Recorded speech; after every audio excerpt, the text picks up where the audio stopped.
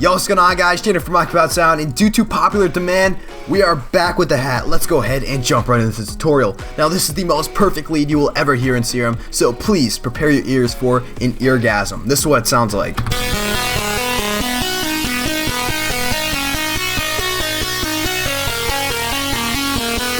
So, very, very rich in harmonics, just an overall beautiful lead.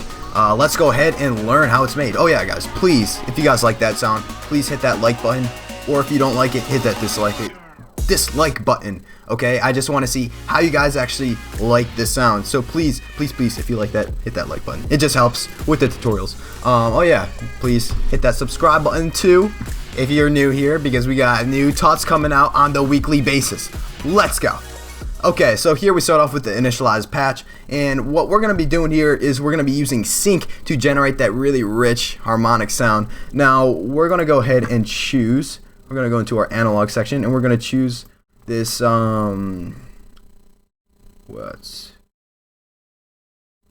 SQR SAW WRD. So, right here, as you can see, it kind of starts off as a square, and then it just kind of morphs into a saw. Yeah, this is this is useful because when we do turn on the sync, we're going to be able to morph this into a saw and then just kind of generate whatever sound that we want. So anyways, we'll leave this on the square almost section here, and we're going to turn the sync to about 3, so just about 3, and that's right around halfway here. And when we do leave it at this point, it just generates a really beautiful sound, and you can apply this onto any waveform and it'll still have the same effect. So this is what it sounds like.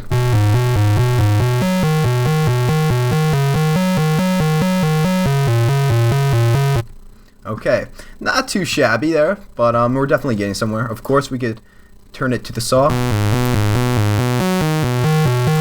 I'm leaving it on the square section now, or for now. Alright, so moving into the filter, we're going to go ahead and choose our flanges, and we're going to go to our flanger H6 positive. Now, first things first, we're going to turn on our keyboard tracking.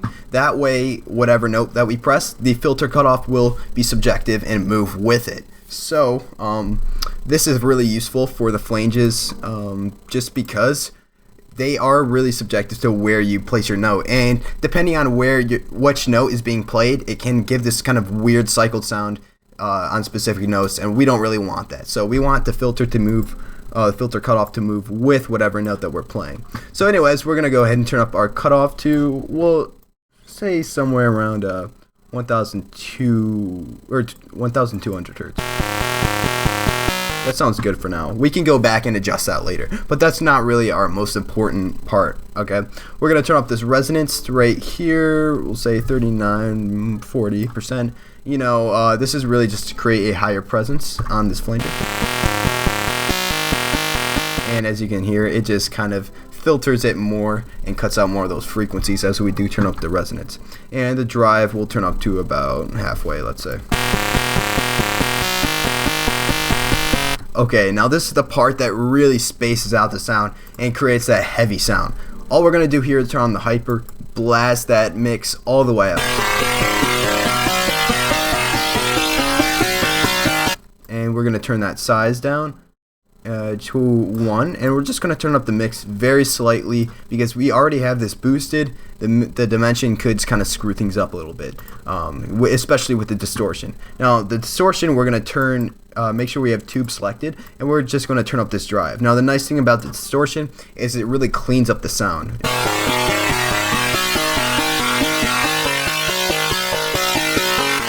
As you can hear, it just kind of focuses the sound down more, and it distorts and crunches those extra frequencies that we don't need. So distortion is a really nice option for the sound. So as we turn on the compressor, we're going to turn on multiband.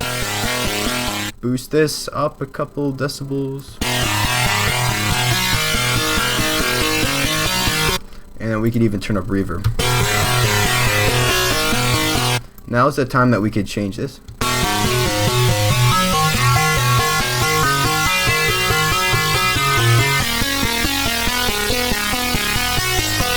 That sounds good, right around the 1,241 hertz, and that's really all it takes to make the sound.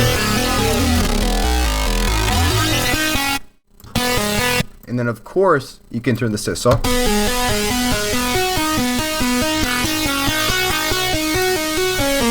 It sounds to by itself, and it just kind of sounds like it's lacking something with the saw. That's why I left on the square section, but it's all up to you guys. I hope that you guys really liked this video because I enjoyed making the sound. So I'm Shane from Rock About Sound, and I'll see you guys in the next one.